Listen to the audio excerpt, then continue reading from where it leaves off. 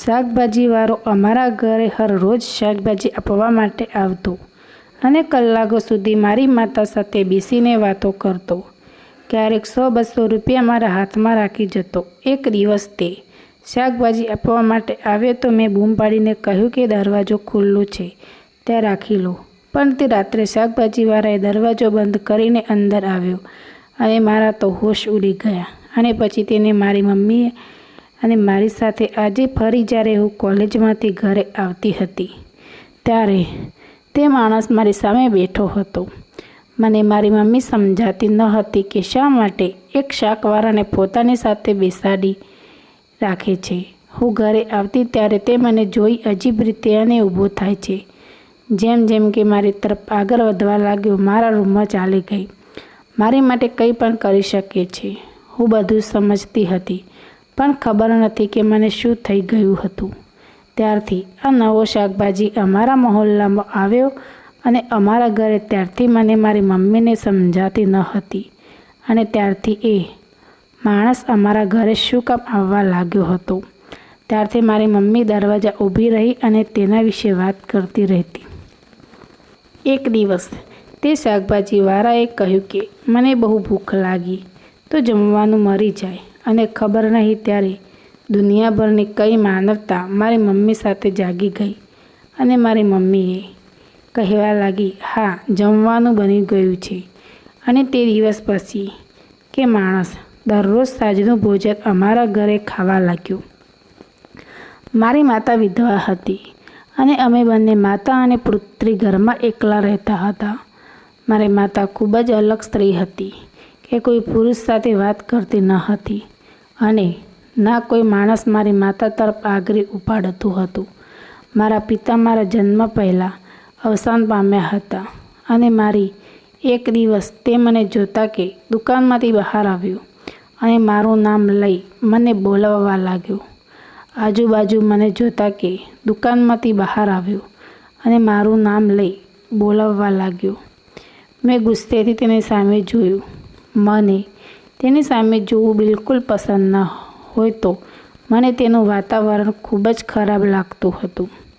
તે મારી પાસે આવી અને મને કહેવા લાગ્યો, ઘરેથી કંઈ ખાધું ના હોય, આ લે 200 રૂપિયા, કોલેજમાં જઈને કંઈક ખાઈ લેજે. એમ કહીને તે દુકાનદાર મા પાસેથી દુકાનમાં જતો રહ્યો અને બધા આજુબાજુવાળા લોકો મને વહેમ તરીકેની નજર હતી તે જોવા લાગ્યા. એ મને બિલકુલ પસંદ ન હતું.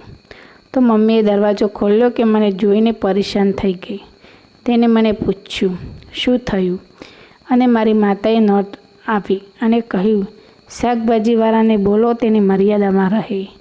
તેને બધા સામે મારા હાથમાં 100 રૂપિયાની નોટ મૂકી અને કહેવા લાગ્યો કે કંઈક ખાઈ પી લેજે.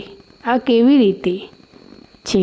શું આપણા માથા પર એવી કોઈ વ્યક્તિ નથી, ભાઈ નથી કે બાપ નથી, તેથી આવી હરકત કરે છે? શું બજારમાં તે મારું અપમાન કરશે? આપણે શું તેના સહારે થોડું જીવન જીવી રહ્યા છીએ? આ સાંભળી મારી મમ્મી પણ વિચારવા લાગી.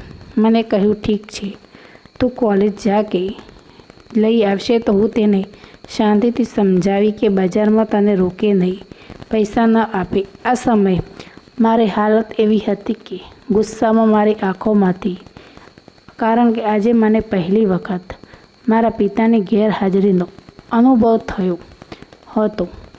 કારણ કે જો આજે તે જીવતા હોત તો દુકાનવાળાની આખી બજાર સામે મને પૈસા આપવાની હિંમત થઈ શું વિચારે છે કે અમે ખૂબ જ ગરીબ માણસ છીએ અને અમારા પર ઉપકાર કરી રહ્યો છે. મને સારી નોકરી કરવાની શું જરૂર નથી. શાક આપવા આવે છે, શાક આપી અને પોતાના ઘરે ચાલ્યો જાય.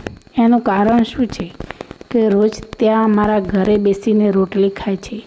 તેનો ચહેરો ખૂબ જ વિચિત્ર લાગતો હતો. તેને કહ્યું, મને માફ કરો, મારો કોઈ આવો ઈરાદો ન હતો. બસ મને દિલથી થયું એટલે મેં પૈસા આપ્યા. હવે હું કોઈની સામે એવું કામ પણ અને દુકાનવાળો એ છોકરીની હરકતો જ હોય ત્યારે તે ગુસ્સેથી લાલ થઈ ગઈ. તેની દુકાનમાંથી બહાર આવ્યો અને 4 થપ્પડ તેના મોઢા પર. તે છોકરા તો હેરાન થઈ ગયો. દુકાનવાળાએ તે છોકરાને કહ્યું કે આ છોકરીને કંઈ પણ કહેવાની હિંમત તને કેવી રીતે થઈ? ઉતારો ચહેરો તોડી નાખી અને ત્યાં ઘણા લોકો એકઠા થઈ ગયા. મારે તો જાણે તમાશો બની રહ્યું છે. એવી મજબૂરી શું હતી? તેને દુઃખી શું હતી કે તે દુકાનવાળાને આવતા રોકી ન શકી? અને એ અમારી શું મદદ કરી રહ્યો હતો? મમ્મીને મને દરેક વાત સત્ય કહેવા કહ્યું કે તે શા માટે ના પાડી શકતી નથી. તે અમારા પર કયો અહેસાન કરે છે? મારી મમ્મીએ કહ્યું કે તમે મને આ કહી શકતી નથી. પછી તેને મારી કપડાં સીવવાનું શરૂ કર્યું. મને મમ્મીના મન ઉપર ગુસ્સો આવવા લાગ્યો ને મારી મમ્મીને તેને હાલ પર છોડી દીધી કારણ કે તેને મારા કહેવા પર ધ્યાન ન આપ્યું. પણ હું એ માણસ સાથે વાત કરતી ન હતી. તે જો દરવાજા પાસે આવે પણ જતો તો હું તેને મમ્મીને બોલાવતી નહીં. મમ્મી આવે તે બધું લઈ લે. એક દિવસ હું કોલેજમાં જતી હતી. મારી પાછળ એક છોકરો રખડતો મારી પાછળ આવે. વારંવાર મારી તારીફ અજીબ નજર કરી જોઈ રહ્યો હતો. ત્યારે તમારી પાછળ સ્થિતિ વગાડવા લાગ્યો. ક્યારેક તમારી જેમ ચાલતો પણ ત્યારે હું તેને કંઈ કહેતી તો મારો જ તમાશો થતો. અને જ્યારે હું દૂધવાળાની દુકાન પાસે પહોંચી અને દુકાનવાળાએ છોકરીની હરકતો જ હોય ત્યારે ગુસ્સાથી લાલ થઈ ગઈ. તેને દુકાનમાંથી બહાર આવ્યો અને 4 થપ્પડ તેના મોઢા પર મારી. તે છોકરો હેરાન થઈ ગયો. દુકાનવાળાએ તે છોકરાને કહ્યું, આ છોકરીને કંઈ પણ કહેવાની હિંમત તને કેવી રીતે થાય? અને ત્યાં ઘણા લોકો એકઠા થઈ ગયા. મારો તો જાણે તમાશો બની રહી ગયો હતો. હું જાણું છું કે છોકરી એવી નથી. ખબરદાર, જો મેં તને આ છોકરી સામે જોતા પણ જોયો તો હું તારો આંખો કાઢી નાખીશ. આ જોઈને લોકો આશ્ચર્યથી જોવા લાગ્યા કે જાણે આ માણસ સાથે માણસ સંબંધ હોય. હું દુકાનદારની હરકતોથી પરેશાન હતી. મારા ઘરે આવીને મમ્મીને કહ્યું કે દુકાનવાળો તો મારો તમાશો બનાવી રાખી લીધો છે. અને જ્યારે બધી વાત મેં મમ્મીને કહીશ તો મમ્મી કહેવા લાગી કે તને જોઈ તેનું વર્તન બદલાઈ જાય છે. મેં કહ્યું, આનો શું અર્થ? તો મારે કહ્યું, આ વાત બીજા કોઈ દિવસ કહીશ. બીજા દિવસ મમ્મીએ કહ્યું કે હું બજાર જઈ રહ્યું છું. મને થોડું મોડું થશે. દુકાનવાળો આવે તો જે લેવું હોય તે લઈ લેજે. મને આ માણસ સાથે નફરત થઈ ગઈ હતી. હું માણસનો ચહેરો જોવા માગતી ન હતી. એક દિવસ સત્ય સામે આવ્યો તો તે દુકાનદાર કોઈ બીજો નહીં પણ તે મારો પિતા હતો.